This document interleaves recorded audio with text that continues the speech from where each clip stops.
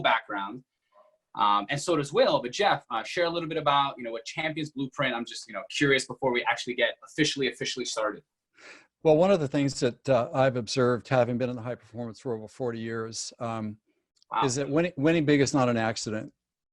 People think that it is, but it's actually not. And because of some of the work that I've done, helping athletes win gold medals and prolific achievers create platinum albums, et cetera, I realize that there's actually a methodology that if we hold the Champions Roadmap, which is actually a process that I have derived out of my experience of playing with these high achievers over the last 40 years, that you're able to achieve your most important goals consistently, predictably, and repeatedly. It's not really guesswork, and it's not mechanical either. And why this is important to me is that, every one of us has a potential, and you just can't want it bad enough and get there. There has to be a structure that we can follow that predictably takes us to the winner's circle. And that's, what that is. And I've created kind of an umbrella called the Champions Blueprint, meaning that, champions win not by accident, but they win very purposely by doing things consistently over time. And that's what I do. And that's what I share with the clientele that I work with.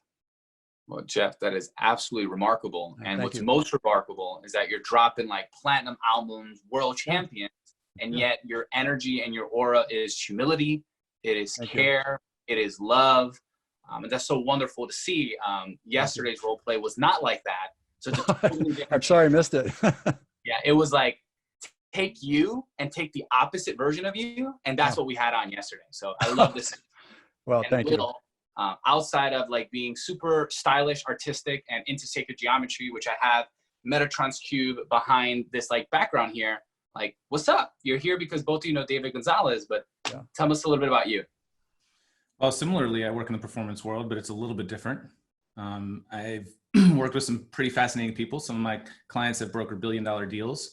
Whoa, and cool. My work focuses on the intersection of the thinking, the feeling, and the sensing self. So I've created a modality, a technique for integrating the different parts of us. I call it Awaken Soma. And the technique is the trilateral integration technique. And so I use for about 15 years or so, I've been, not as long as you, Jeff. I just had my birthday a couple weeks ago. I think that was an old joke, but I'm not pointing. It's okay. Deservedly so.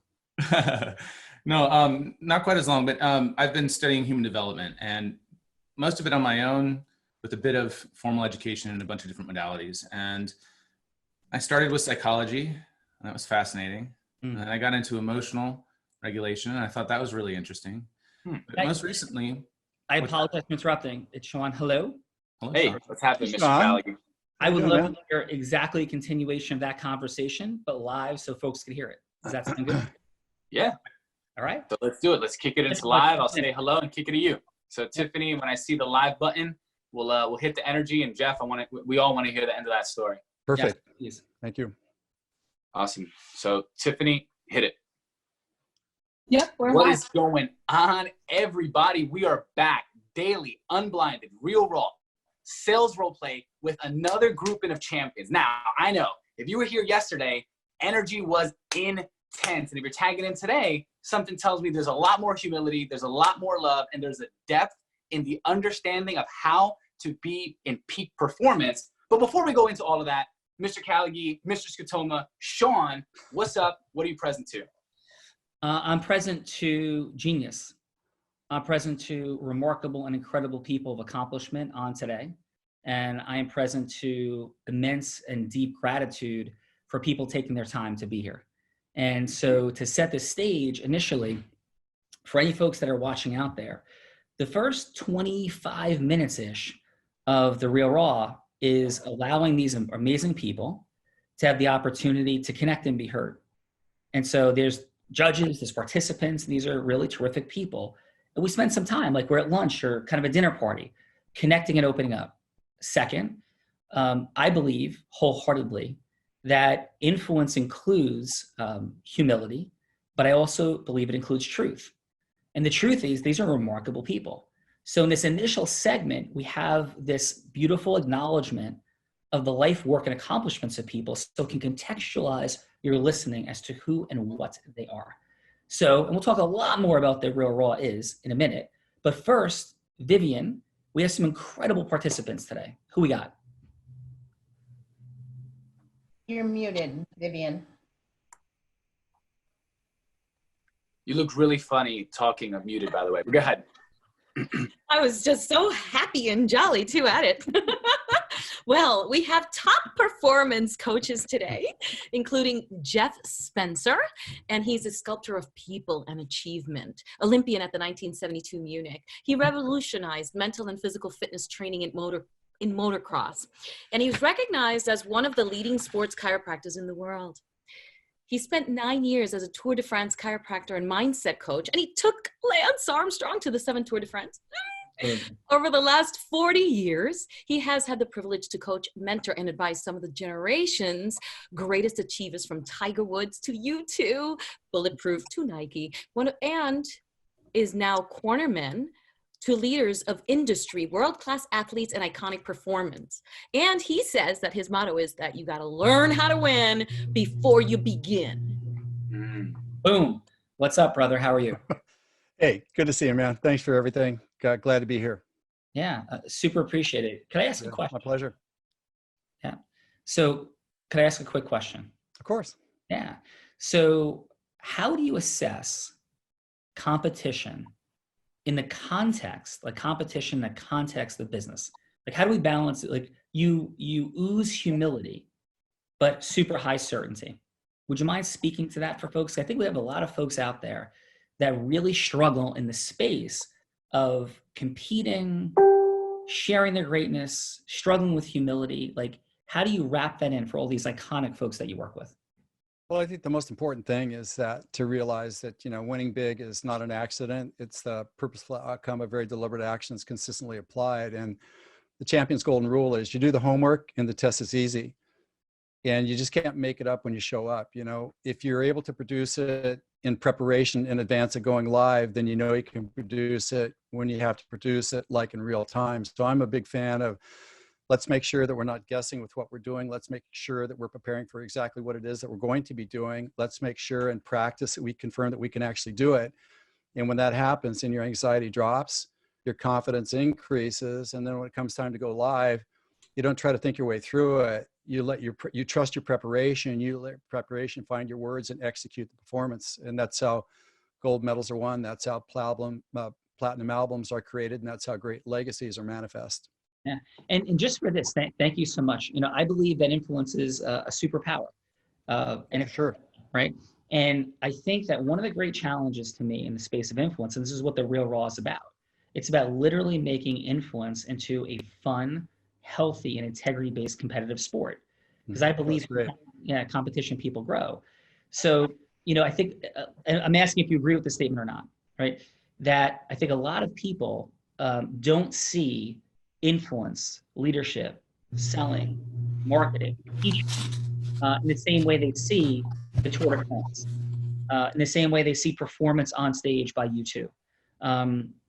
Any thoughts on that? And I think that's a lot of people struggle. Well, I think first and foremost that influence is a great thing, because if you're great at something, you actually, I think, are morally obligated to bring that to other people, because, in today's world where mediocrity can't be embraced fast enough, I feel that we need actual demonstrations of people that can actually create greatness, and we can observe them, and that makes us believe that we can also live a life of distinction. So first and foremost, I feel that, if we have something to say, we need to stand behind it, because as I tell my daughter, if you don't step into your gifts and you don't build them and you don't share them, then you've turned your back on your highest honor. Well, I think we shut it down for the Real Raw for today. Mission accomplished for today. I'm in the Let's go. In the presence of greatness. But here's what the fun part is, Vivian. I know I'm going to say the same thing in about 90 seconds. So who else we got, Viv? We have Will Rezin. He's a very colorful gentleman with a very interesting background, which I can't wait to share. He's a high performance coach and somatic integration specialist. He's an expert in helping people transform their life and career through deep, powerful inner work. His clients are some of the world's top coaches, massive names in internet marketing, a 16-time Emmy Award winning producer, and TED speaker and Fortune 500 brand developer. He has studied and consumed hundreds of ancient manuscripts. I have so many questions, like Dead Sea Scrolls, I don't know. On magic, mysticism, esoteric arts, human development, science, alchemy, cultural traditions, archetypal symbolism, astrology, and human behavior. And he's dedicated his life to understanding the science of philosophy of what motivates people, their behavior, and what creates the most extraordinary shifts in their lives. Anytime you drop Emmys, ancient manuscripts, and like this massive acceleration into the space of alchemy, like we have something really special cooking in our heroic, unique identity. Will, welcome, brother. How are you? Thanks, Sean. It's great to be here. I'm doing well. How about you? I'm doing wonderfully. I'm really appreciative of your time. And so can you talk to us about ancient manuscripts and alchemy? How much time do we have? Oh man, I like that. Yeah, maybe like I'll take 5 years with you, but maybe for the folks here, 60 to 90 seconds on ancient manuscripts and alchemy and what's happening. Well, oh man, distilling that down into a minute. What I can say about this is that through my exploration of ancient manuscripts, mysticism, magic, religions, culture, what I found is that almost every single one of them has a thread of similarity in it. And right now, with the acceleration of science and our understanding of our body and human physiology, we're now starting to see that what the ancients taught in these manuscripts and these mystical studies, process of alchemy, all of that's explained in the way that we can be in our bodies. And the flow and fluctuation of electrical current, specifically in the nervous system. And so one of my gifts is taking the science of shamanism and helping people to make sense of it. And I spent a considerable amount of time living in Peru. I drank ayahuasca in the jungle with shamans. I studied all sorts of different wild things. So the abridged version is the things that seem mystical and mysterious are a whole lot more normal and exist inside of us. Study of all sorts of wild things. I have about 92 questions, but we'll come back to that at some other time. Will, welcome, brother, and thank you for that great. Yeah, it's beautiful. Yeah. So Vivian, and then we have like ridiculous judges. What's up? Oh my God. We have a beautiful young lady that's blonde with red lips and is just adorable in front of me named Jasmine Mankey. I hope I pronounced your name right. She's the founder of the Confident Boss Academy, helps women create six-figure empires so they can wake up and love the online business they have created. Jasmine, my friend, it is a pleasure. It's been a little bit, but welcome, and it's great to encounter you. Thank you so much, Sean. I was so excited for this. Thanks for inviting me and thinking of me. I'm just really honored to be here with all of you. I see some familiar faces and everybody seems so interesting. I'm definitely going to connect with you all. And yeah, so the fun thing is I help women learn, I teach them how to get sales without actually being salesy, because I think lots of women are very shy nowadays and they're actually very much uncomfortable. They feel very uncomfortable to show up in their own self. So well, Jasmine, thank you. And I am very clear on that power and your incredible gravitational pull.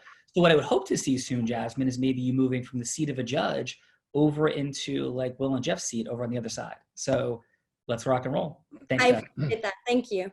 Yeah. Well, yeah. Brian Bradley. And he thinks that injuries are a gift. He's a vice president of brand development and special programs at EGOSQ. His mission is to help millions of people learn how to live healthier, pain-free, and achieve complete fitness. His clients include the Tony Robbins companies, Bulletproof Radio, YPO, the Seattle Study Club, and the NFL. Brian, welcome, brother. Thanks, buddy. I appreciate everybody making time for this. Yeah, super cool. And like, how did you get end up showing up on The Real Raw today? And what they tell you this was? I honestly thought I was getting on The Price is Right. So I was expecting more digital. And I thought I was going to be spinning the wheel going, Mom, look at me. And she passed away last year and always wanted to be on it. So that'd be fun. You know the great Lorelei Mariano. So I didn't have a choice whether to be here or not. Just we're going. Yep. So, but there is like, Vivian does have like a Vanna whiteness to her, or like, right. Like that special dynamic that like makes everything work. Like, yes, no. I will say this, the minute I heard you guys talking and introducing other people, I actually am going to hire Vivian to do all of my introductions. Look, on day 4 of the Tony Robbins UPW, when I get up on stage there twice, I'm no longer going to go, Joseph, make my introduction. I'm going to get Vivian to do it for me, because I have never been this pumped up. Like when I'm in love with Jeff Spencer right now, just because of how you said it. Brian, no joke, Brian. Vivian and I, truth Vivian, share it, had exactly that conversation yesterday. I said, Vivian, like this platform is exposing you to such incredible people, but now it's to realize that there's so many folks that need this energy to set the context and the pre-frame for what they're about to do. So Brian, thank you for saying what we literally talked about yesterday. Vivian, you're receiving that from this amazing man. I am floored, and thank you. And listen, from our side, people receiving your energy, I don't know how many people, and listen, I apologize. I know Jan, because she's been at Robbins with me before and all this kind of stuff. I know that when people announce who you are and what you do, and as Fernando was saying earlier, the humility that it's going to be on this versus yesterday, now you've intrigued me to take a look at yesterday for sure. But today, when we're hearing this kind of stuff, it's odd when you hear your own biography basically being read by somebody else. And when somebody's introducing you, you're kind of going, yeah, okay, did I do that? Okay, yeah, I'll remember that. Yeah, and it's just weird. Whereas I normally say this, give me the mic, I'll do it myself, because it is based on humility. You can't come out here and go, look how great I am. I have a list of how great I am. I get that. But it's not about me. It's about how we're helping other people become great also. And that's why I'm excited to be here. Yeah, Brian, thank you, brother. And I share this. So people have asked the question, because people are getting the, like, what is this exactly? And what are the purposes? Well, there's really 3 purposes if you're a viewer. The first purpose is to watch this initial half an hour of acknowledgement, validation, emotional rapport building. And what if the business meetings, dinner parties, lunch occasions you had, like, took on this energy? Like, what if this is how it started? Whether you're a lawyer, an accountant, a coach, a best-selling author, whomever you are, like, what if this was the way it was initially? The second stage, we move into the fun and integrity-based competition of influence, right? And that gets into a little bit of interestingness, right? And third, there's this like access to learning, like a true breakthrough access to learning that happens on every single episode. So those are the 3 purposes. So if you're watching like, oh my God, get to the thing, then you're missing the thing.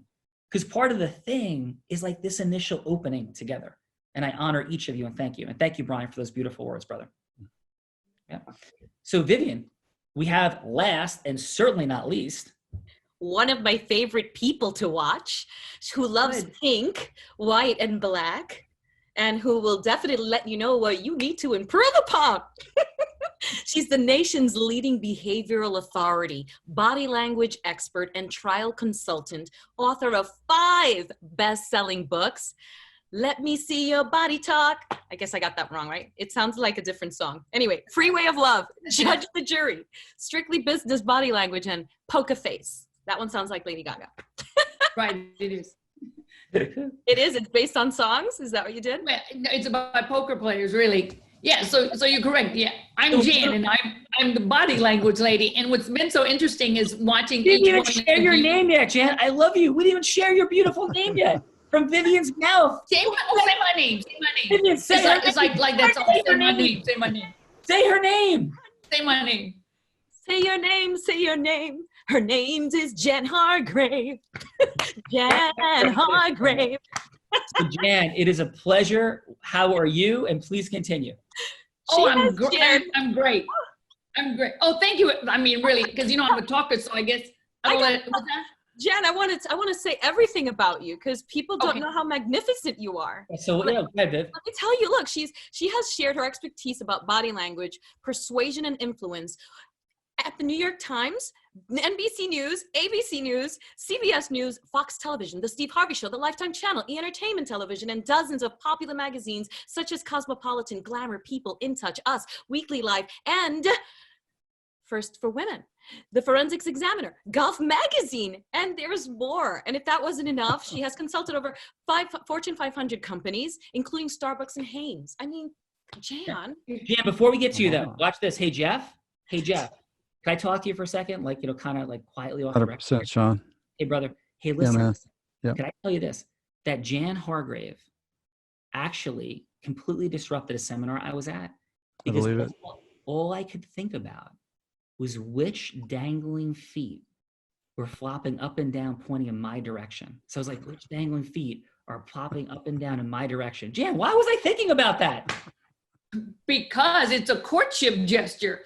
And so hello to everyone who's on here. And yes, I'm Jan, I'm the body language expert. And what I've been doing is y'all were talking, it was interesting. I did a lot of notes on each one of your body language. And I think that's the thing that I contribute to most of these is that I listen to the words you say, but I'm always looking for congruency of your word with your nonverbal gesture. So I think with that part of my knowledge, I can help some of you, maybe in coaching you, maybe you could have used your hand this way, maybe you should have used your shoulder this way, your eyebrow this way. So yes, I taught it in college. I just have been working the world years and years now, and I did write the 5 books. I do a lot of the presidential candidates' body language. I report for ABC News, NBC News, CBS on all of the body language of almost anyone you see on TV. And you were correct when you said Tiger Woods. I did do Tiger Woods' body language for an article in Golf magazine years ago. So yes, I did Tom Brady's body language for NBC when we had the Super Bowl here. So yes, I'm watching each one of you very. Chad, so Sean, so now try to relax and present like you're supposed to. Oh my God, now you'll be like, how can I sit and stand? But I'm going to give you some wonderful help and we'll go from there. Jan, Awesome. I love you. And I will tell everybody out there, I've seen a lot of seminars. I've seen a lot of presentations on everything under the sun. And this woman blew my mind when I started the Tony Robbins Leadership Program. And I was who is this and what is happening? So Jan, welcome. I'm going to drop in. Right? Thank you. Yeah. So great. Will and Jeff, it's like segment 1 complete. Introductions, hanging out.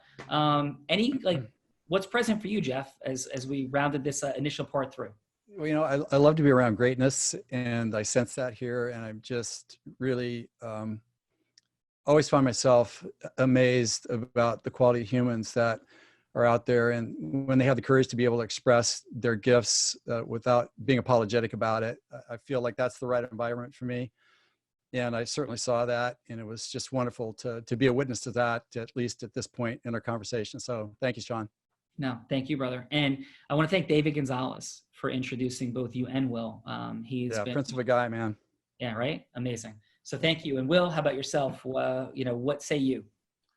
Well, what's present to me is just how incredible each one of you is.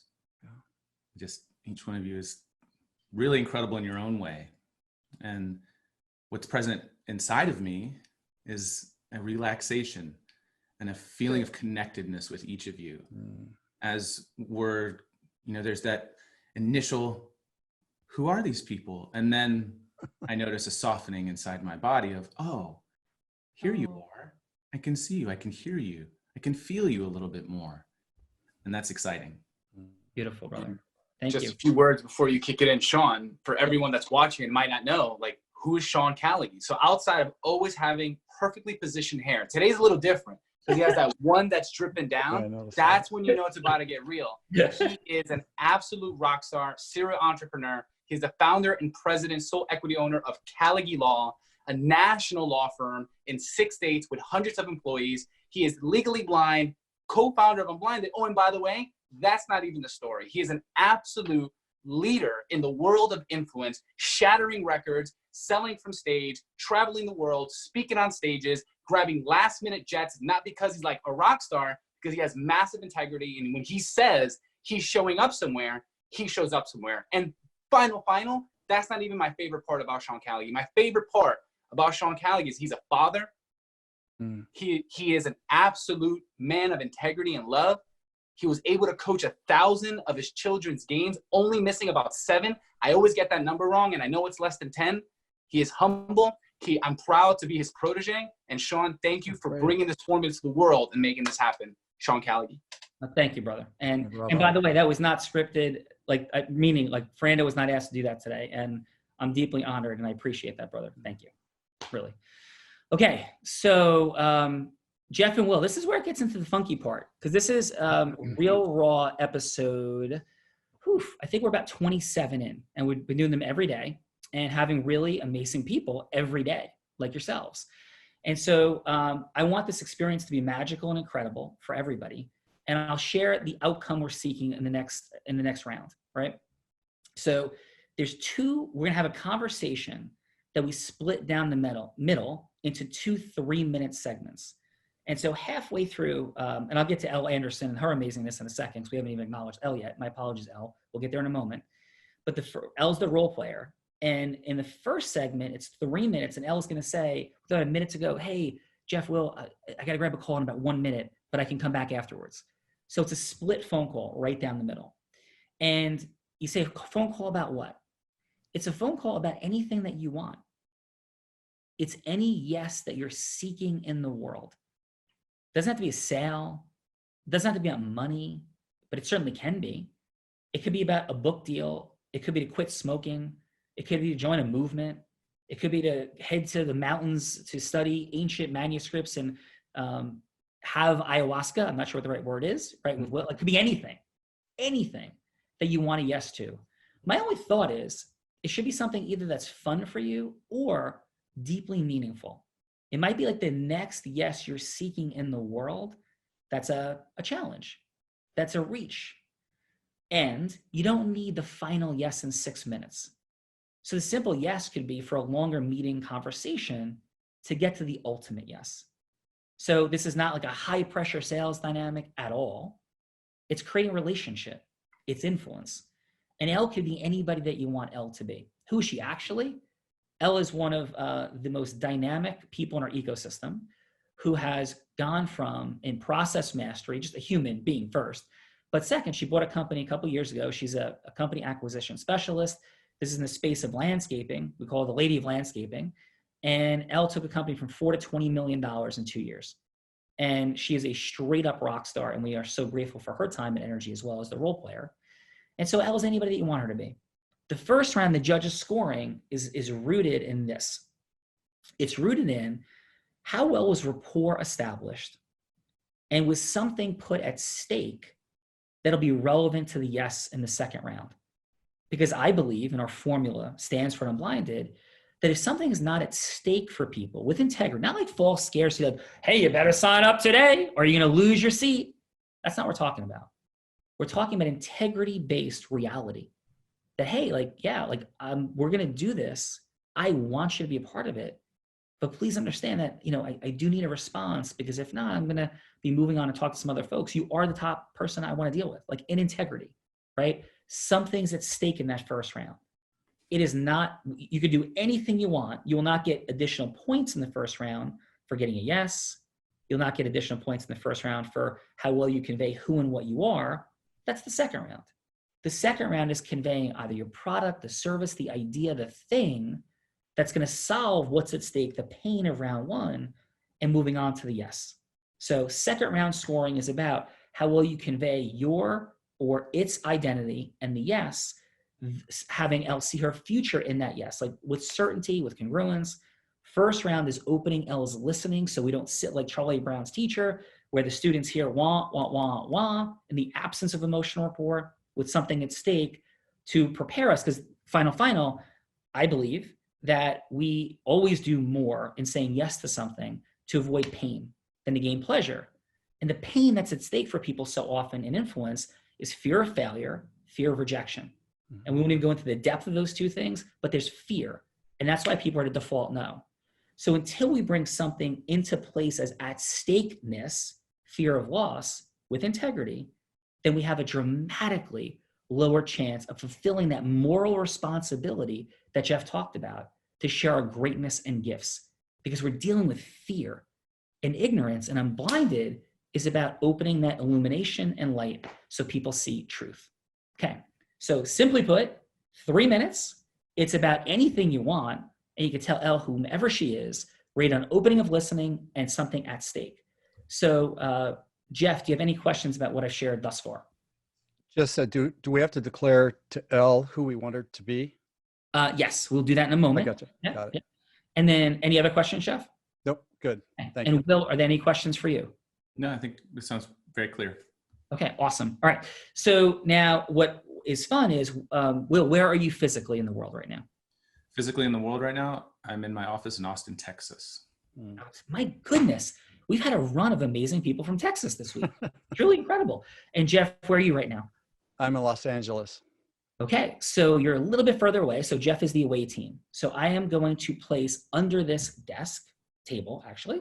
I'm in New Jersey. So you're the furthest away from New Jersey, Jeff. But right by the ocean. One of the most misunderstood places on earth is like dolphins were passing by just a few minutes ago. Story for a different day.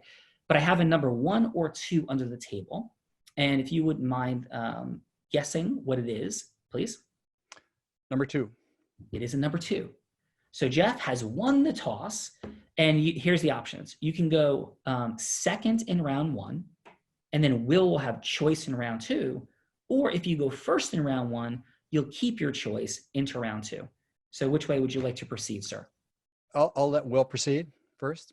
Okay, awesome. So we'll have a choice in the second round. Amazing. So Will, who would you like Elle to be? Great. So Elle, and I made a little note for myself here, so I'm going to read from it. You're a multi-figure, 7-figure entrepreneur. You run a team.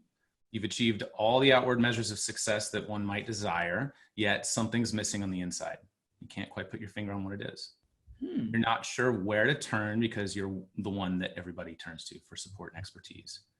You've worked with some of the world's best therapists and coaches. You've tried biohacking techniques, and you might have even tried out microdosing with mushrooms in hopes it would give you an extra edge. So you still feel like there's something more that you can do to control your stress in life and stay in flow. Awesome. All right. Elle, do you have any questions about that? And welcome, Elle, by the way, and your Thank you. Very excited to play this mushroom questioning entrepreneur. Let's go. So Will, are you ready, sir? Yep. Okay. So let's go with this. I'll say ring, ring, and Elle will say hello. By the way, let's in fairness, one other detail. Have you met before somewhere, or is this purely a cold call? Will? That's a great question. I think Elle at least has some context of who I am, and Cool. She's intending this call. Outstanding. Great. I don't know that we've ever personally met, but she knows somebody that I know. Cool. Awesome. All right. So I will say ring, ring, 3 minutes on the clock. And we do give, 10, 15 extra seconds at the end. So it's not like hard stop, right? The idea is not, the clock is not the idea of this, but it is relevant. So ready? Okay. So Ella's going to go on ring, ring, and we'll begin. Ring, ring. Hello. Hi. Hi. Hi, this is Will. How are you today? Oh, good. I'm doing great. How are you, Will? I'm doing wonderful. So, what brings us here today? Well, I had heard about you from an entrepreneur friend of mine, and so that's why I reached out to you. Okay. Great. What's going on? Well, I don't know exactly what you do, but she suggested I give you a call. I've built up this company. I've worked really hard, and I have a lot of monetary success, but I don't know. I feel like there might be something I'm missing, but I don't know. So I'm just curious. And she said, when I told her that, she just said, call Will. Yeah. So tell me more about what's going on in life. Let's see if we can find a solution to what's going on. My business is doing well. I work hard, and I've gotten it to 7 figures, and I don't know. I feel like I don't know what I don't know, but it feels like there's something missing. Mm-hmm. Yeah. I think that happens a lot, as we grow, we amass our fortune. We think we have all the things that we might need, yet there's still something inside that isn't being fulfilled by all the things in the world that we've accumulated. So how is your personal life? You know, it's good. You know, I have friends. I have a good husband. You know, I have a wonderful child. You know, nothing to complain about. I guess that's what I feel bad about. Like, nothing really that I should complain about, but it just feels like maybe I'm missing something, and I don't know. Are you the man on the mountain that can help me, Will? I might be. I think it's entirely possible. But in order to help you, I think I need to know more about what you might be missing. Is it a felt sense inside of your body that you might be missing something? Absolutely. That's what it is. Yeah. Can you tell me more about what that feels like?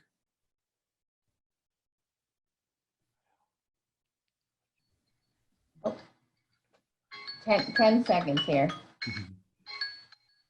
You go ahead and answer, Elle. Okay. So we'll pause here. No, go ahead and answer. Oh, answer the question. I guess I'm not as fulfilled as I thought I'd be, and that empty feeling is just, I guess when I got here, the whole you know, I was coming to this point my whole life, like focused on this, but now that I'm here, it just seems like, I mean, it's good. I mean, it's better than not being here, but it's just a little lonely, a little unfulfilled, and I feel guilty about complaining because I am very successful. Yeah. Lonely, unfulfilled, and a little bit of guilt, maybe even a little shame for saying that, for feeling that way. About 10 seconds, Will. What would life be like without that? Better, happy, more joyful. Yeah. And what would that be like in your body? What would be different about you?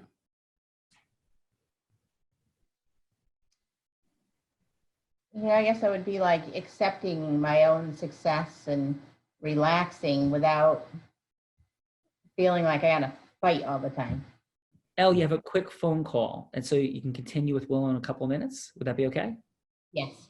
Awesome. Will, outstanding, sir. John? Thank you. Will, what was present for you in that? What was present for me is that the kind of work that I do requires a layer of vulnerability from the person I'm speaking to, and asking some of the normal questions that I would ask was different in this context. Yeah. So definitely clear. I would say, Will, and you know, we do this every day and watch people out there. The brevity of your questions, the depth of your listening, like the energetic feel of listening that was present, brought Elle into a space of truly matching and going deeper. So yes, people are watching, you know, whole different context for the depth and the vulnerability that you're getting into. But I want to acknowledge you because very real depth was being achieved. At least I think. Elle, was I hearing that and experiencing that correctly, that there was some genuine depth occurring? Yes. Oh, absolutely. Yeah. Obviously, I'm role playing, so I wasn't expecting to have to go that deep into my role here. But yeah, I mean, it was like, oh, wow, I got to really work at this. Yeah. No. First time, I have to say, role playing, I've had to really work. So kudos to you, Will. Outstanding, Will. Okay. So we're going to pause there. Jeff, sir. Yes, sir. Are you ready? Ready. Yeah. And who would you like Elle to be? I'd like Elle to be a high performer at the top of the pile that is seeking some support in achieving a goal that she doesn't quite believe that she can achieve at this moment in time. Elle, would that allow, is there anything Elle you believe, because this might be interesting, she might be able to be Elle, right? Is there anything That's a good point. can achieve right now, or there's nothing you believe? Is it a business goal or a sports goal or? It really doesn't matter, you know, Doesn't matter. whatever. Okay. Yeah, well, I do. I mean, my company's at 20 million and I want to get to 100 million. So. Oh, now you're talking. Perfect. Does that sound good? Sure. Jeff? Yeah. All right. And have you met before? Final question. No, through direct referral. Awesome. Okay, Yeah. cool. So Elle, this is a phone call you're expecting, and a limited time frame that you're giving this conversation. And Will, are you ready? Hello. So ring, ring, Elle. Hello. Hi, Elle. This is Dr. Jeff Spencer, and we have a mutual friend in David Gonzalez. And anybody that's a friend of David's a friend of mine, and he thought that it would be worthy of a conversation if we talked about an aspiration that he had mentioned to me that you may have. And I've been in the high performance world for over 40 years, helping individuals, teams, and organizations and sports, business, and entertainment achieve their biggest goals. And that's the nature of this call. And David thought that I might be able to support you in the quest for that bigger goal. And the way that we would do this, if you're willing to do this, would be to share with you some questions, and those questions would help guide me to be able to help you create the shortest path to your bigger future and your goal achievement. Is that something you'd be willing to do? Yeah, that sounds great, Dr. Jeff. Yeah, I'm just to tell you, I mean, I built my company up to, in 2 years. In fact, it's 2 years and 2 days. We've gone from 4.5 million to we have 20.3 million in our pipeline. But I really want to get to 100 million. And I'm excited for that. And can't wait to hear what you have to say. Well, that's a very aspirational goal that I'm used to those big numbers, and I like that a lot. And so the first question that I have for you is that, are you sure that that's a big enough goal? Is that what you really want to share with me? Or is there something bigger in there in terms of the number that you would like to achieve? Well, that is a good question, and one I've thought a lot about myself. I mean, that we got to 20 million. It took 2 years. So, I mean, I'll take another 2 years to get to 100 million and then figure out the next one. Okay, that's great. I just want to make sure that you don't put any limits on our conversation right here, and that you don't hold back in anything that you're called to be able to say to me. So that being said, what do you consider to be the biggest obstacles in your way to being able to make that transition over the next 2 years?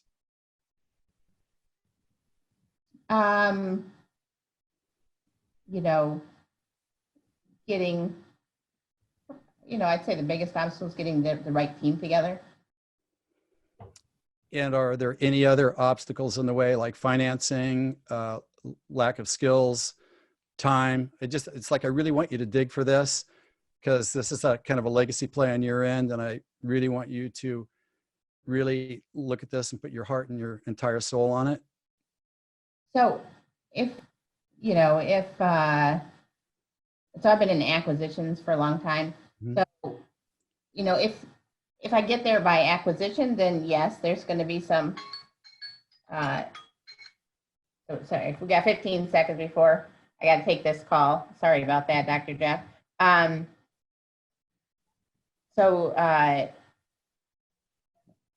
than that, yes, I mean, I think if we go by acquisition, yes, financing is a concern, but if we grow internally, then not as much. That's fantastic. So what happens if you actually don't achieve that goal in 2 years? What's the consequence of that? Jeff, last 30 seconds. Well, I never think like that. I always think I'm going to get there. There is no plan B. There is no option B. That's where we're going. If it takes 3 years, it takes 3 years, but that's where we're going. So if we strip away all of those obstacles that you just mentioned there, then how would that affect your life, and what would you be able to achieve like right now? Oh, I mean, I wouldn't have to wait 2 years. We could get there very quickly, and then I could have, fun figuring out what the next goal is. We have a goal right now, Elle, and maybe we can continue this in a minute. Okay. All right. Jeff, excellent. What's present for you, Jeff? Well, I love the pacing of the conversation because she's very deliberate and thoughtful. in her responses and very measured. And I like that a lot. And I also, I'm aware that this is a new relationship, so it has to be handled in a very personalized way, and it can't be like agenda driven. So it requires that I be a really good listener. Those are the two most important things that I take away from that. Awesome. And what was super impressive, and I mean this, like, I communicate authentically in every single episode, and we did have a little bit of interesting dynamics from yesterday. that was a whole lot different energy than today. So I don't just say things to be nice. I share what's on my heart, and I see. What I thought was really a beautiful creation of a blank spot in Elle's listening was when you took her very substantial goal and asked her so congruently, if you sure that's big enough? And it was so congruent. Like, it didn't feel inauthentic. Like it felt like I was talking to somebody, or I was listening to somebody that is in the space of greatness. Mm-hmm. And humbly so, with like Yoda. Like, there's a Yoda-ness to the presentation of what it is, that is super authentic. And so that was powerful. Like, I love that question and how that created access into the space. So I just want to acknowledge that. Thank you. Hey, Elle. So just real quickly, and then we're going to get to the judges.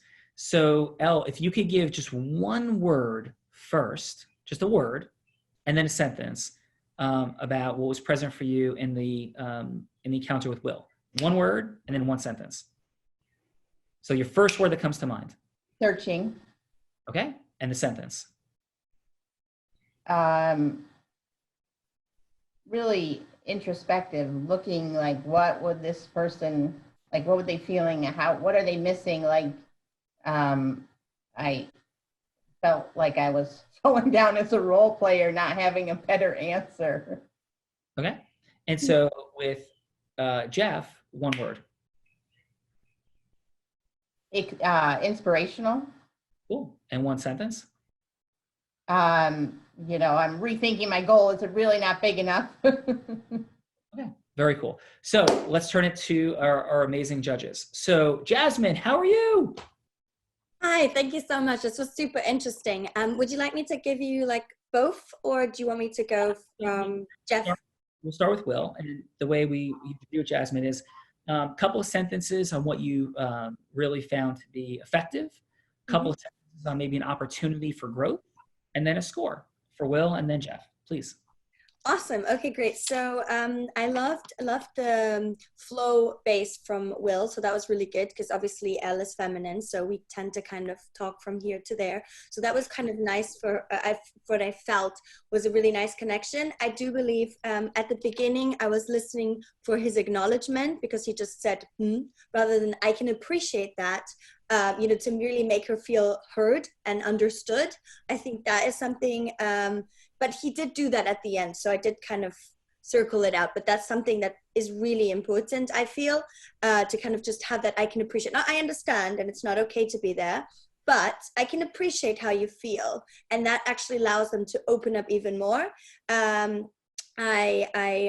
really loved the last question as well, when you were like, 10 seconds left, and Will was like, okay, so what would be life without this? So that was really beautiful. So I think all in all, it was really great. I still think also, for both, it could be a bit more personal at the beginning, like kind of just a quick rapport, like, how are you doing? How is, it going on with you with the coronavirus? Because I think this personal touch is almost one of the most important things on the entire call, because it will actually allow the other counterpart that you've just met open up and become your best friend in one call. So I think that is something that I would have loved to just see a little bit more of in that sense. But it was great. It was so interesting. And on our 1 to 10 scale, what would your score be for round 1 for Will? I would give it a 7. Okay. So Jasmine, if I may, thank you for your integrity, your authenticity, your heart, your openness, your sharing, and just the beautiful energy you bring to this show. Thank you. Thanks. Yes. How is that as an acknowledgement, Jasmine? I I see what you're doing here. No, but you know, I feel like, because I work with women and I teach high ticket sales. So like, I just know that the appreciation part is so key. Yeah. So listen, we started this entire dynamic very authentically acknowledging everybody, because I agree. So I was just having some fun. Yeah, I know. It's okay. And how about for Jeff? So I love the doctor frame. Like, I think the balance between the masculine and feminine energy on I don't even call them sales call. I call them enrollment calls, because I want to take out that kind of stress and that. But the doctor frame of, here's what's going to happen. Does that sound good? Type of thing. Like, this is what you can expect. That really gave her the certainty to open up, which I love. That's so key to a great structured call. And then obviously having very direct, specific questions was great, and vividly painting them. Obviously that question really got her thinking. So I love that. I was like, oh, damn, that's a really good one here. So that was interesting. Definitely also more of the personal connection. I think that would even allowed her and probably choose you over anybody else. I think that's kind of my little theme of takeaway here, because you both were so great, Will and Jeff. It was such a contrast in a beautiful way. And just to, you know, like that flow and, you know, that doctor frame. So yeah, I would give it, and I love the painting the vivid picture, like really like you gave them what are the consequences of not doing this, of not fixing this, and then also really painting the vivid picture of what would life be like 6 months from now, specific, you know, and getting her attached. Definitely we could attach more like the emotional thing as well to really get her to that, but we didn't have that much time, so it was great. So I guess I would give it a 9. Outstanding. All right. So now we're going to jump around a little bit. Let's talk body language. Jan, what do you got? That's good. Well, okay, you ready? I mean, I made a lot of notes, and I was mainly focusing on, you know, their body language, because at first I didn't know, were they seeing the other person? Was it a visual conversation, a virtual call? Was it, John? That's good. Or was it just one on the phone? So mine was more so if it was a virtual call. Let me just tell you some things that I saw. So, you know, the first thing that Sean had said was building rapport, and the 3 ways to build rapport. You know, when I heard that, I said, let me just write down real quick. What are the 3 ways to build rapport when it's a virtual call? And one's going to be through direct eye contact. About 60 to 70% of the time you're talking with them, you really, really have to look into their eyes. The other is through your facial expression, sometimes matching their facial expression. And then the next would be some kind of way that the partner who's watching you visually can see your hands, because that's how people begin to trust you, is when they can see some of your hand motion. So every now and then when you're talking, and especially when your hands, and I'll tell you what each of you did well with that and maybe poorly with that.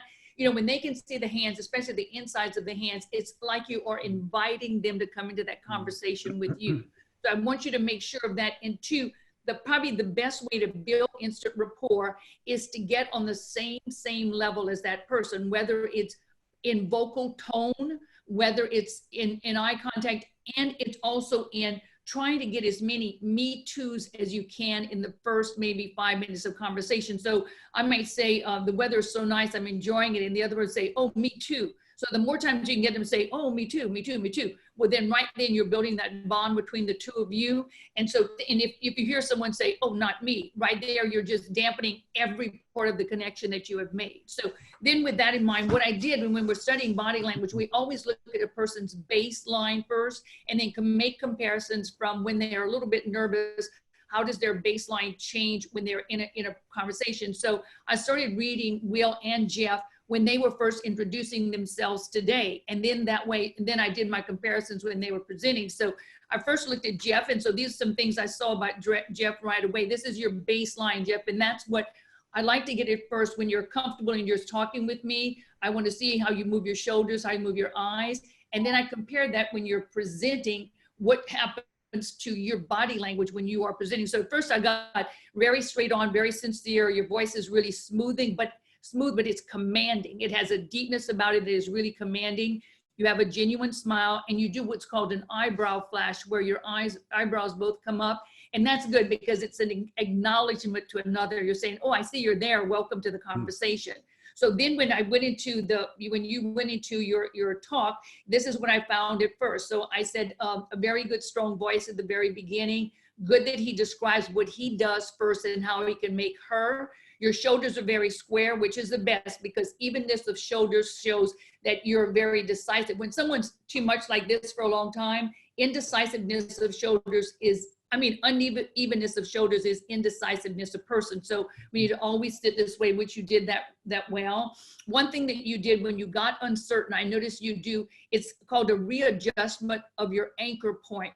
So if you're sitting down, your anchor point, your butt. If you're standing up, it's your feet. So when you ask a question that might have made you a little uncomfortable, you kind of readjusted yourself in your seat. You kind of notice that with people now that you can see them visually, which is That's all I see. Yeah, now you know. That's maybe all I I need see. to not. What's that? That's all I see now when I'm looking at people. That they're readjusting so it's readjusting their anchor point, Jeff. It means they're a little bit nervous at the moment. Yeah. Just with Jeff, just 10 more seconds, just from Okay, let me hurry.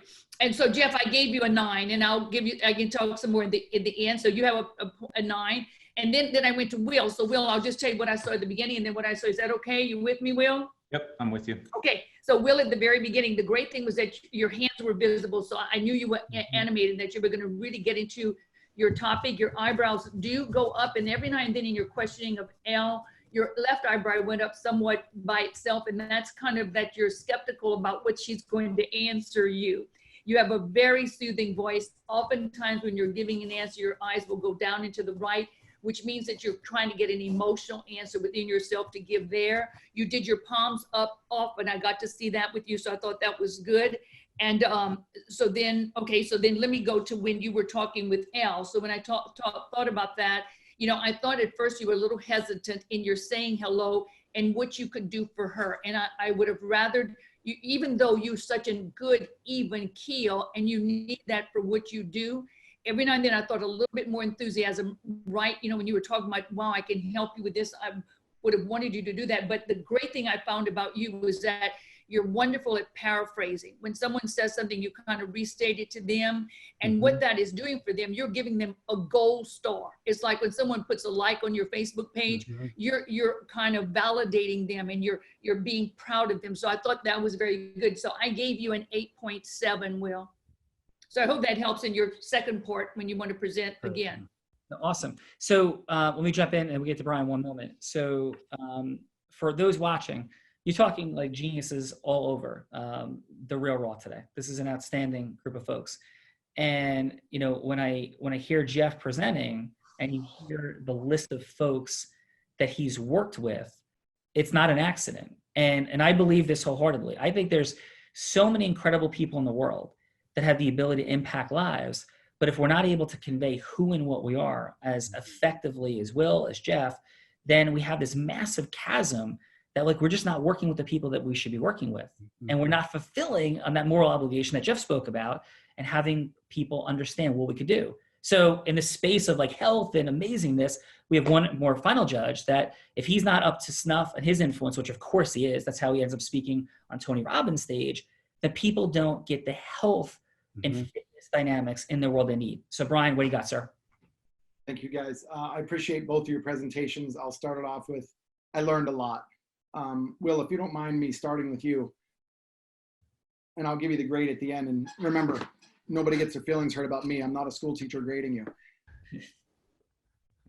Go ahead, I was absolutely uncomfortable from the get-go with your talk. I do not feel, there was zero rapport in the beginning. And I'm only telling you this way because I have multiple employees around the country who are business partners of mine, who were chronically working on this, because a person in pain needs to be convinced that you care about them. And from the get-go, I wrote down, and I'm sorry, it just was, there was no rapport up front to break the ice.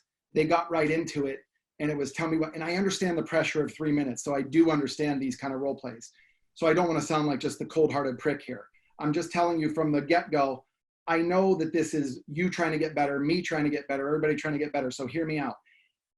Starting off the conversation with, Elle, thank you so much for taking the time. The way that Jeff opened up was absolutely something we can all learn from. he went right into not just the doctor statement, because that's not a big deal to me. I understand that I'm around him all the time, but it does convey from a gentleman standing there going, let me explain to you who we are, way better opening. The referral was mentioned. Here's the person who referred us. He mentioned him by name. Anybody who's a friend of his is a friend of mine.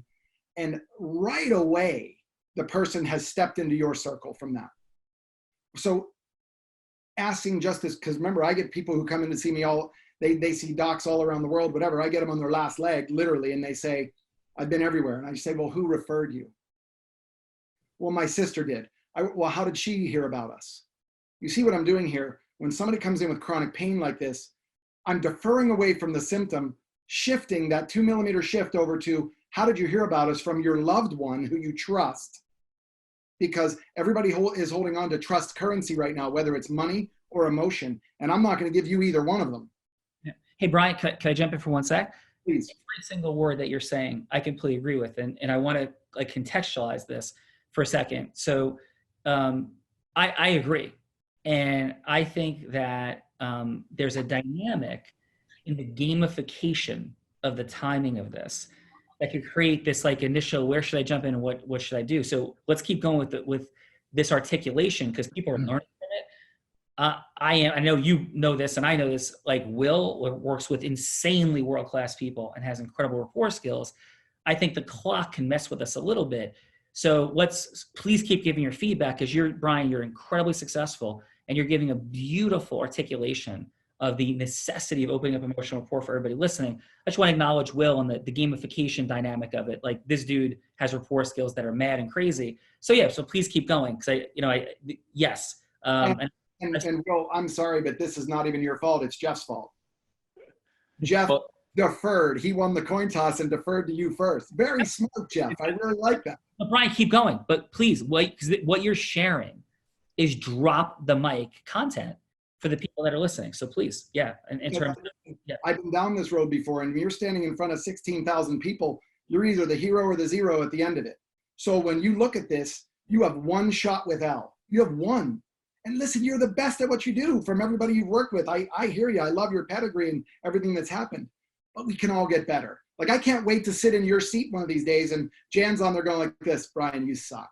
Like, flat out, blah, blah, blah. You're not showing your palms enough or something. So, you know what we're gonna do, Brian? If Will have it, we're gonna switch seats. So when you're in the seat, I'm teasing. Because listen, this is amazing. This is what the Real Raw is supposed to be, precisely, in giving the directness of feedback that you're giving. And I acknowledge you, brother, for it. And this is what it's all about here. So, and guys, I'd just love to say, don't soften it because you're worried about my feelings getting hurt. Like, Brian, this is awesome feedback, man. Incredible feedback. Keep it coming.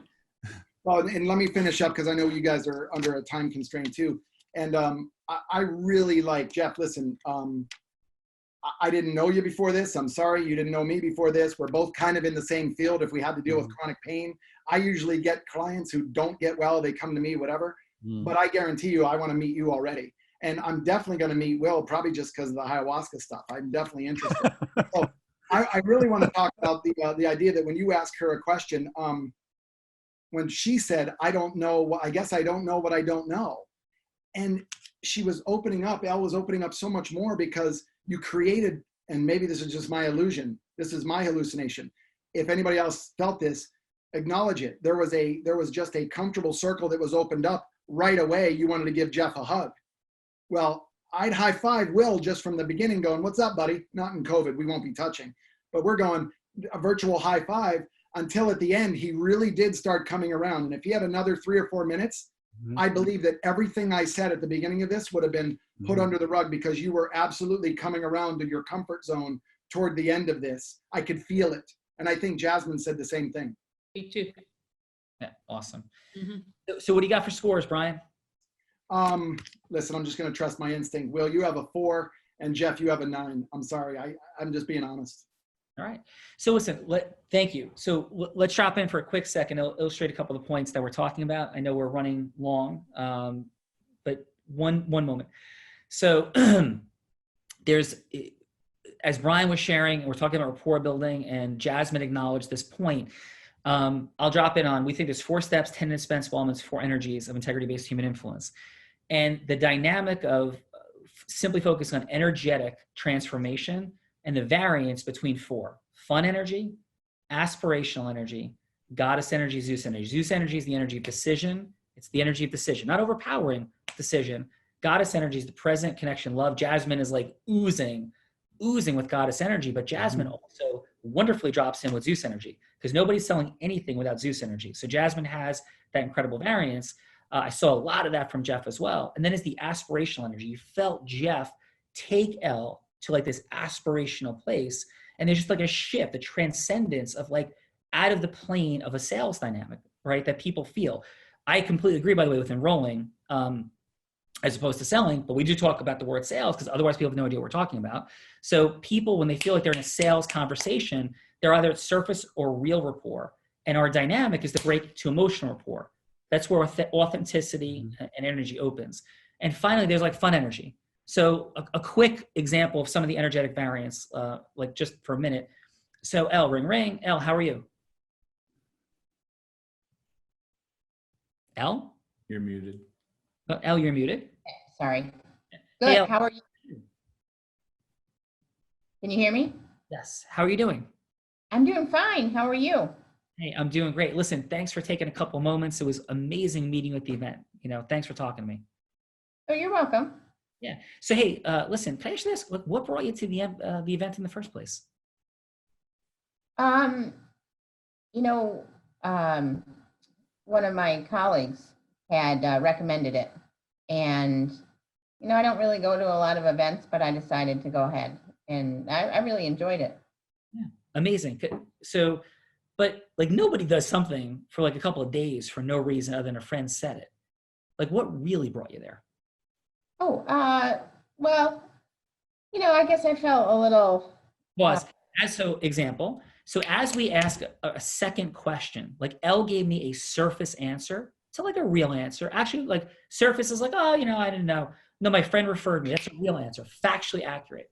Emotional is the second question. Like nobody does anything for no reason. What really brought you there? Elle, true or false? You're about to drop into an emotional base for why you did it, correct? Absolutely. Okay. So I'm going to pause there. The things that we're looking for always in communication is, so like, for example, when Elle was communicating with Will, as she dropped into some of her pain, Will, I thought, did a beautiful job of dropping his tonality deeper, taking Elle emotionally deeper. Like I felt that happening from Will. I agree with Brian's feedback about the opening of listening even more so. What might have been an accelerant to the dynamic will be in a couple of moments to feel a depth of empathy. So Oprah said she held the microphone for 30,000 people because she said, I see you, I hear you, and what you say matters to me. And there's a dynamic in our listening that can be evoked and opened by our body language, as Jan would explain, by our shifts in our tonality and energy. So for example, we'll go, hey, it was fun. I was like, oh, cool. Like I matched like that coolness. And Elle, just one more like demonstration real quick. So Elle, nobody goes for no reason. Like what really brought you? I guess, you know, I'm feeling a little lackluster, not really as motivated. It's kind of not a big rut, but maybe just a little rut. Okay, awesome. And what do you do? So let's skip. Like, what do you do? Right? We go through all those. And so actually pause. What I might say is like, Elle didn't give that much in that answer. So there's not much more to do with it. She said a little rut. So I would be over pressing the rapport building if I'm like, so what do you mean by rut, Elle? Like Elle didn't have energy on rut. She said the word little rut, so she didn't have energy on it. So when we're listening, the depth of our listening, we're listening for energetic responses to question more deeply into through the word somebody says. So rut is an interesting word, but you said little rut. So I don't think there's enough there to ask another question. So I'd advance to the next question, which would be awesome. And like, what do you do? Right? And then we're going to open access to energy through a word choice, a vocal quality shift, or an energy shift. We'll talk more about that in the second round. So yes, let's keep moving along here. Jeff, I think, Will, it is your choice in round 2. Would you like to go first or second? I'll kick it to Jeff this time. All right, here we go. There's a little bit of beautiful energy in ancient manuscripts, and yeah, there's some gamification going here. So excellent choice, Will. Jeff, are you ready for round two? Absolutely. Yeah. So I'll go ring ring on L. Ring ring, L, take it. Hello. Well, back on the line here. Hope you had that great little break there. First off, I want to say how much I appreciated the fact that you were able to step into the level of conversation that we had previous to this little break here. And I'm really excited about your future. And what I know, when you're making that jump from 20 million to 30 or 40 million, that's a significant step. And I had that experience when I was working with Dave Asprey. I was the voice inside Dave's head as Bulletproof. And I said to Dave, look, this is a place that you're very well capable of getting to. You just haven't been there yet, but the reach is appropriate. But the thing that you need to do is that you need to be that person now who will be at that $40 million level now, so that you carry a level of trust within yourself that inspires your team and your investors to follow you to the ends of the earth. And so Dave was able to make that jump, and now it's, hundreds of millions of dollars that the company is worth. And so what I'd like to ask you to do is to kind of dig deep on this, but please share with me what the strengths that you have are that will allow you to step into this and make this very important transition. This is your chance to brag about yourself. What are your strengths to make this happen? I think I'm a driver. Like I really am good at that, driving the team, setting goals, keeping track, make sure that we're doing all the things that are necessary to get there.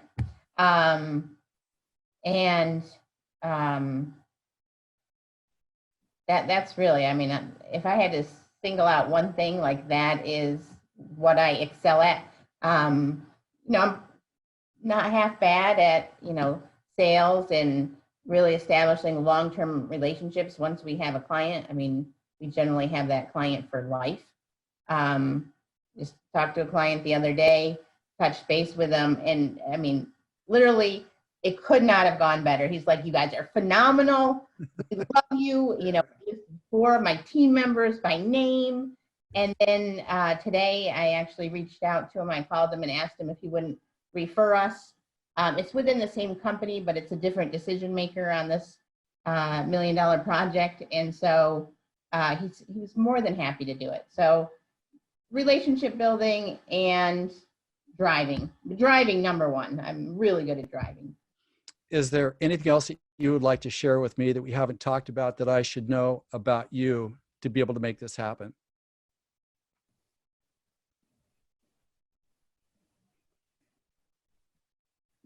Maybe if I have a weakness, it would be organization. I'm very good at prioritizing, but not the greatest at prioritizing. 30 seconds, Jeff. Well, we can always find the right person to help you on that. So this is really obvious to me, Elle, with our conversation here, that you can absolutely make this transition. There's a couple of things that you will need to do to make this transition as effortless as possible. You're going to need a really solid plan that could take you from where you are to where you want to go. And you also have to have the right pacing to not to try to make this happen too quick. And that's what our coaching would be all about. How does that sound? Would you like to work with me? Well, I certainly want to hear more. Maybe could we set up a time where we can go a little bit more into depth? I would love that. Let's pull out our calendars and let's jot that down right now. Okay. Thanks for showing up and playing all in. Excellent, Jeff. So Jeff, how was that for you? I immensely enjoyed this just on every level. And I also liked the kind of autopsy prior from the first segment. And I really felt like Elle really stepped into it. We kind of got through the awkwardness of a new relationship, and to her credit, she really revealed herself for who she really was. And I'm really proud of her. And I know that she can make this transition. Yeah, really. You are amazingly eloquent. And just like this intense level of certainty, like resonates. So I appreciate that presentation, Jeff, very much. Well, thanks for your kind thoughts. It's really a pleasure to be here. Thank you, Sean. So Will, are you ready for round two? Yep. All right, brother. Ring, ring, Elle, 3 minutes. Oh, she just said, hang on a second. I apologize. I'm at a different environment. Okay, ring ding. Hello. Hi, Elle. Welcome back. Thank you. So we were talking about what life might be like if things didn't get better. And I'm wondering if you have any more insight that you'd like to share about that. Well, yeah, I've been thinking about our conversation a lot, Will, and, I think, I think, I grew up, middle class, lower middle class, and, I'm happy with the amount of money I've made, but sometimes I don't feel that comfortable with it. Yeah, that makes sense. Like, I just feel, like all the people I knew growing up, they haven't had the amount of success I have, and I feel a little guilty. Mm. I hear that a lot from people in situations like yours. So you're feeling a little guilty because where you are right now is a little different than where the people that you grew up with are. Mm-hmm. Yeah. How's that impacting your quality of life right now? I don't know. I just feel like there's definitely something more that I am not there. Like, there's something more that I want. Like, I want to be comfortable with it. I want to feel fully happy. It's not that I'm not happy, but like fully happy. I feel like I'm really missing that, fully 100% proud of myself for what I've done. And, I guess I get that guilt, and I feel like why me versus, the people I, knew growing up, and other people that I see, just, they work hard too, but not in a way that's going to bring them, any kind of real amount of money. Yeah, that makes sense. So imagine that this is gone. Imagine that you're feeling, what's that? 1 minute left. 1 minute. Oh, thank you. Imagine that you're feeling the sense of relief and belonging where you are in life right now. And can you imagine that? You just take a moment, close your eyes, and imagine what would be different in your life, having that sense of belonging and that sense of confidence. Take stock of what you notice in your body. What does it feel like? Feels like I still belong down in a starter home, like, what I grew up in. That really feel like I belong here. Yeah. What would it be I like? want to. What would it be like to belong where you are?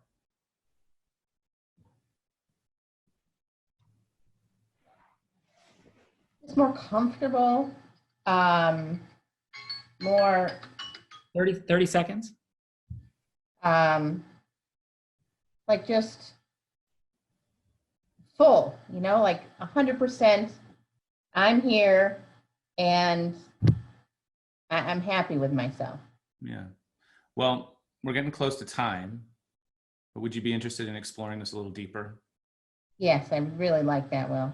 Great. Let's schedule a time and we'll excavate. We can spend 2 hours together getting really clear on what's getting in the way and how we can move you forward. I want to go back to those mushrooms, Will. So as long as it's mushroom free, I'm in. No need for that. It's just some people go there. Will, what was present for you? The conversation flow felt a little bit easier.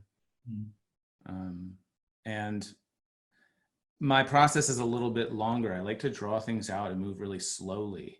And so I could feel that we were getting a little bit of a cadence in that slowness here. And I'm appreciating the contrast of my approach and Jeff's approach. Can I share something? Please. You just hit an accelerant in your speaking that felt incredibly attractive. Mm-hmm. I don't know if anybody else felt that. Jeff, did you feel that? I did, for sure. Yeah. So Will, a thought, and listen, brother, like we speak in like peak performance language, and you and Jeff and everybody here operates in that space. And quick analogy I love to give is if you're in the 99th percentile in income in the United States, 95th, you're 150,000, right? 99th, you're 400,000. 99.9, you're at 1.7 million. 99.99, you're at 7.8 million. 99.999, you're at 56 million. Why do I share? I share because micro distinctions, once you're great at something, are the difference between Oprah Winfrey, Tony Robbins, and people who are successful, but nowhere near those folks, because they're microscopically different. Jeff, I am very sure you're shaking your head, even though I can't see you, because you've worked with peak athletes everywhere. And the difference between Tiger Woods and somebody who was actually the difference between Tiger Woods when he was Tiger Woods and when he wasn't, same dude, microscopic distinctions. Is that fair, Jeff? Absolutely. Yeah. So the space of the real raw is in the space of mastery, the space of microscopic distinction. So I share two things quickly for the sake of time. I'd love to do this for like ever. This is an amazing group of people today. So, and thank you for, I know we've gone long. Thank you. So Will, when you shifted the pacing, it was amazing. So I love the depth you get to, and I get like, forget time. And I don't know what you would normally do, but having that variance in your vocal quality, the speeding up, the pausing, the deepening, back and forth, those shifts create such energetic pull because you create immense curiosity. Mm-hmm. Like, dude, like what's going on? Right? And when there's that variance, it just increases pull. Even if it's world-class already, it could be the difference between you being the greatest of all time and just truly amazing and masterful. My 2 cents, right? Another thought for all of us. Some of the dynamic, and listen, I play this game all the time, so I understand it. I built the model. We have a communication, dynamic, but it's present. Is if there's nothing at stake. If there's nothing at stake, it is very difficult for people to say yes, because people are at a default no. They're rooted there energetically. So much is coming at us constantly. We must have something at stake. So the first segment of emotional rapport building and putting something at stake informs and impacts massively the second section. So the extent to which Elle or whomever we're communicating with, our child to stay off drugs, somebody who's overweight to lose weight, somebody who has a poor eating habits like me with my Twizzlers, in the back over there, right? At times, who you're talking about sugar with, there has to be something put at stake. And we were doing this role play a little while ago, and Sachin Patel and Peter Osborne, two of the top functional medicine physicians in the world, were on. And he put something at stake for me when I was like joking and having fun with like, so Sachin, is this like work? I have like peanut butter M&Ms. And he explained to me and like, boom, like what was happening. And asked me a couple of questions first, actually, to put something at stake. So what I was present to is perhaps that there could have been more for Elle to have been at stake to inform her listening, to sharpen her like desire for yes, and final. And that's because when we're at a default no because of pain, if we don't feel the sense of a loss of possibility. So ready, like for Jeff, for example, now. So, Elle, just listen, and take your time and make your decision. Just, I remind you though, I've worked with some of the most successful human beings in the history of the world, right? Including Tiger Woods. And I don't share that to impress you, but I share that to let you know that that's who I am. And right now you're going to make a left or a right. Like, yeah, I'm going to do this or not. But truly what's at stake is your ultimate level of access to your true mastery and destiny. And that's the space that I, Jeff, work in. And as you consider, I have no attachment to your yes or no, other than my caring for you. I have an immense amount of success, an incredible client base, and I would truly love to work with you. But understand that the psychology of fear keeps us from moving forward very often, and there is something very real at stake. And it's your ultimate level of mastery, because with humility, I do believe that I have a very unique vantage point into what that looks like. I know. Jeff, did that resonate or no? Yeah, that was perfect.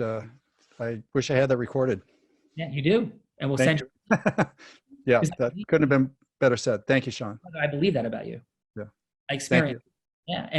And like if something isn't at stake for people, we can easily be oblivious and miss. because it's like, oh, okay, Jeff's really cool. He worked with like Lance Armstrong and to like all these people. And my goodness, he's super cool. Forgetting that something's at stake for them, their future with you. So thank you. All right, enough there.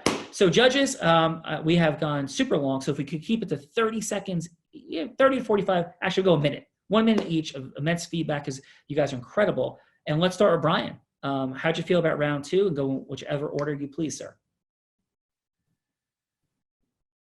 You're muted.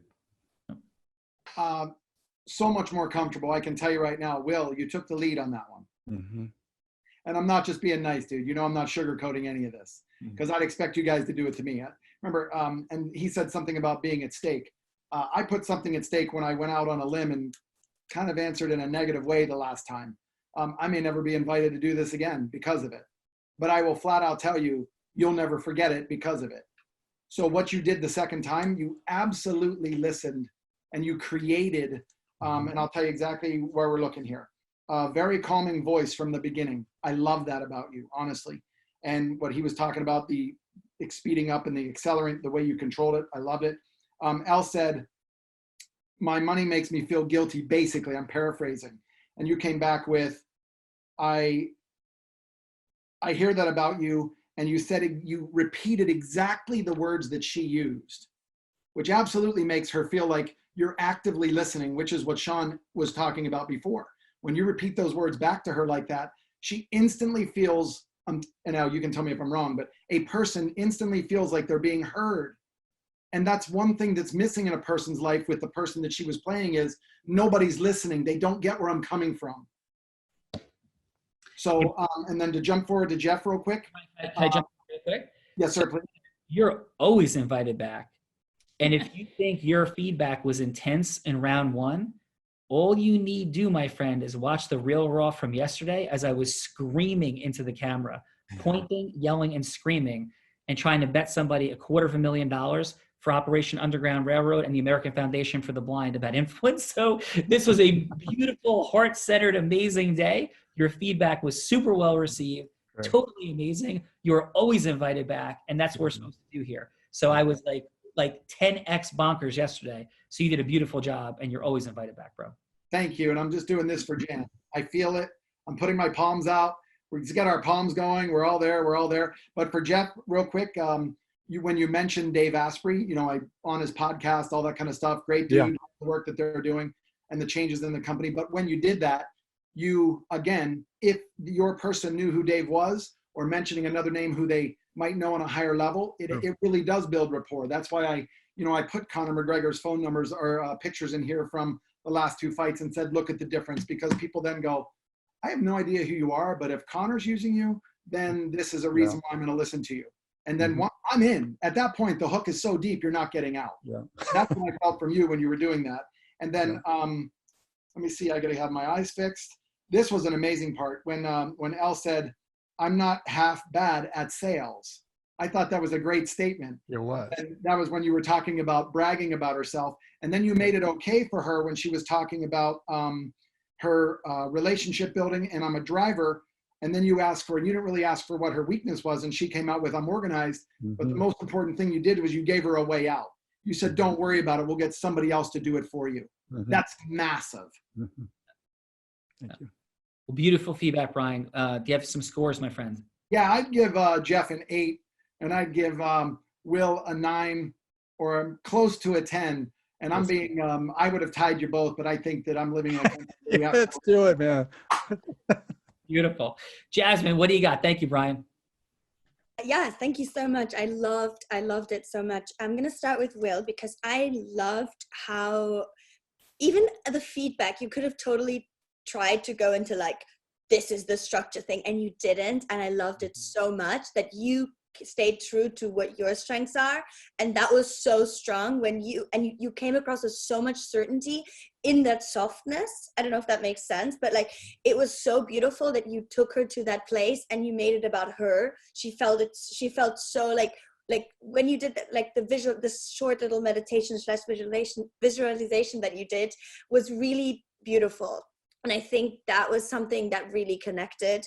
And then just having yeah, just having that really great future pacing and even having that humor at the end. It was like, it was such a great connection, and you had very specific, amazing questions within that balancing of the feminine and masculine. So it was amazing. Definitely also like 9.9. I'll keep it short, I promise. And Jeff, I loved it as well. I still think it could be a little bit more personal. I mean, you're so great at what you do. Like it sounded so awesome, but just really that connection and the letting off the hook as well. I think that was something, and I know because obviously Sean's was like, oh, you know, we have 10 seconds left or something. I'm like, okay, bye. So that was probably influenced by it. But I love the accountability that you were like, okay, let's get a date in, you know, and like, let's make that happen. But still, I guess I wouldn't have let her off the hook so easily. That's something, because I would basically be like, you know, is my responsibility to show up, to not buy in that BS, because I know you want this and you know you want this.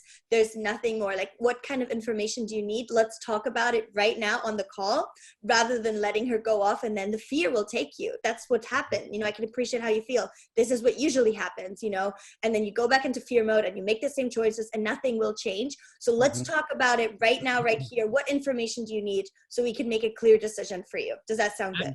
Jasmine demonstrated a world-class drop the mic Zeus energy moment and then analysis from a woman. And that's outstanding. The work you're doing in the world, Jasmine, is so critically important. Because I believe that people have immense confusion between what I would call goddess and Zeus energy, that beautiful flow you have back and forth, and confuse that with men and women. So you might call it masculine and feminine, but you drop back and forth beautifully between the two, and they are necessary to advance the cause, right? Whether we are a man and need to connect, you know, open-heartedly from that goddess space, or a woman, and same thing when it comes to moving things forward. It's a beautiful analysis, Jasmine. Thank you. Wonderful. Thank you so much. Awesome.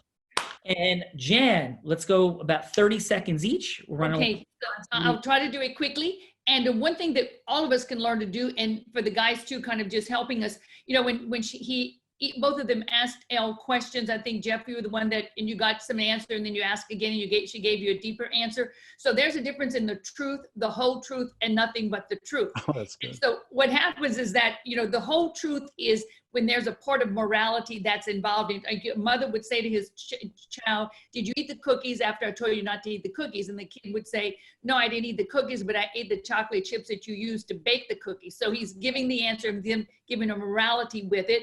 Nothing but the truth is, maybe a woman says to her husband, "How do I look?" And then he would say, "Well, you always look beautiful to me." So he's giving the truth. He's not giving, you know, he's just giving nothing but the truth. And then the one that probably we could have pushed deeper with Elle was, you asked her how she was. So that's called the truth. When someone really doesn't tell you what's actually going on, it's like a grandmother would say to someone, "Would you want to see the pictures of my grandchildren?" You really want to say, "Hell no," but then you're just saying, yeah. So you're not giving the truth at all, but all the grandmother's asking for is some validity that her children really love her. So let me just give some body language for the two. But so when you're asking a question, you need to look for the truth, the whole truth, or nothing but the truth. Different aspects, different. And when you play this back, you'll get to know what the differences are. So then I went on high Will. Will did so much better. He was so true to himself. And Will, the great thing about you, the two wonderful things about you is you do take your hands off and you bring them here. That's probably the most sincere thing I could see a person do. So when you're doing that, you're kind of bringing the person into your space here. And the thing that you don't use enough that you do so well is that you have a perfect smile. And you're not using it enough because your face, Will, has a symmetry about it that is exactly even on both sides, and both sides of the face look just alike.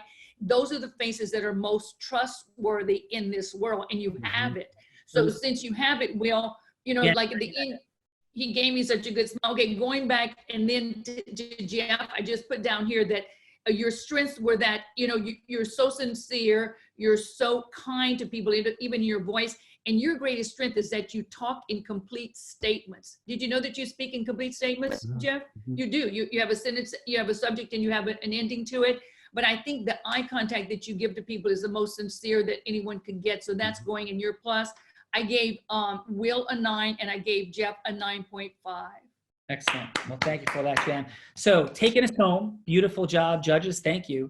Jeff, How was the experience? If somebody's like, hey, should I go on the Real Raw? Like, what is that thing? Like, what would you share? Well, I want to come back. I want to come back and I want to tag along with everybody that was here behind the scenes, in front of the scenes.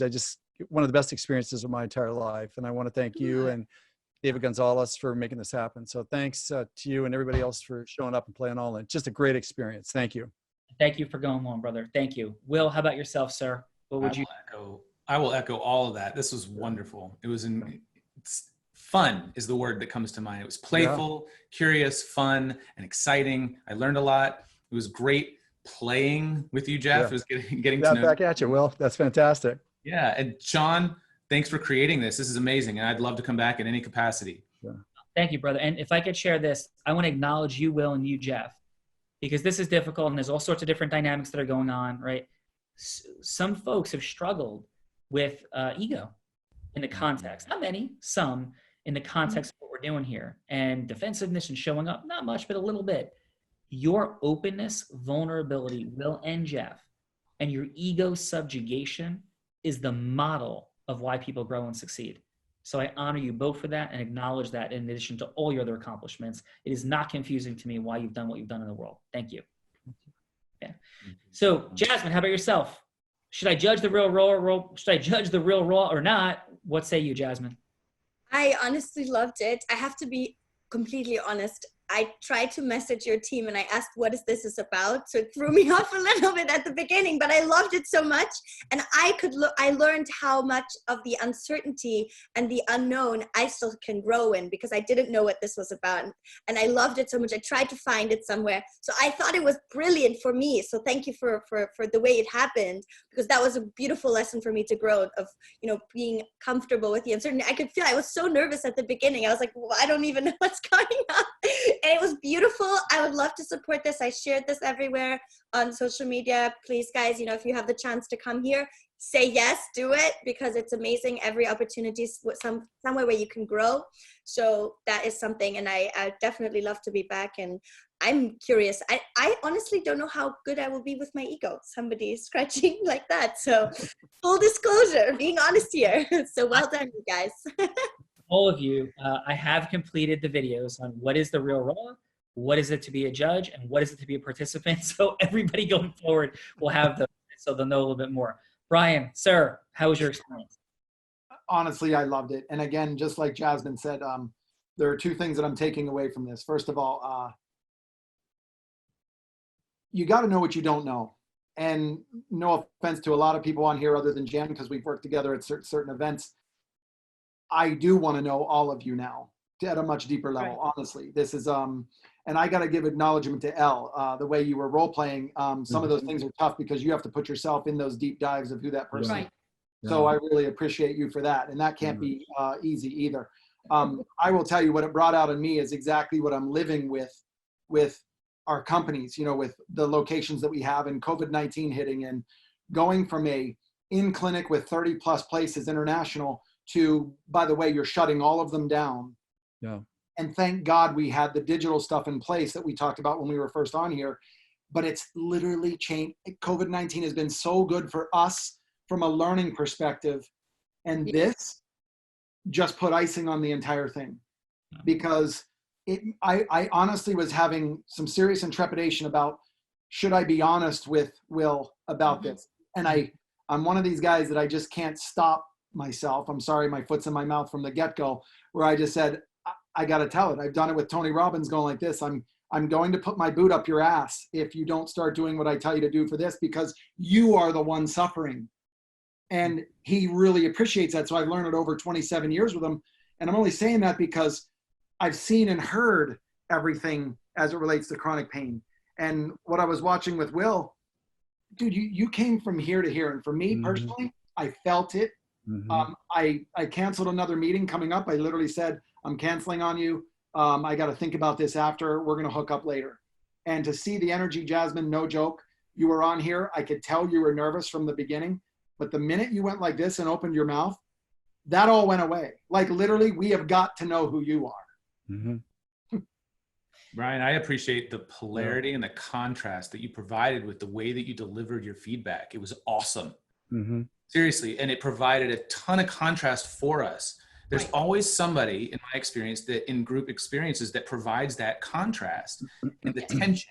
And the tension is where a lot of people try to run away. But the tension is where the magic exists. And so you provided that tension for all of us, including me. And I just happened to be where the spotlight was shining. But it was awesome.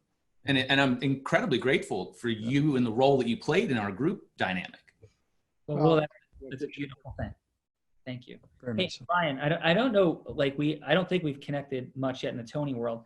I look forward to doing it more. I've had the privilege of, at the last 5 events, speaking on stage, and we've created a new version of the Platt Talk, and I've taken over that slot that Mike Nealio had for the Business Mastery Talk as well. So, So on Sundays, like on Sundays at UPW, you learned that you don't have to have 3 hours. You can turn it into an hour.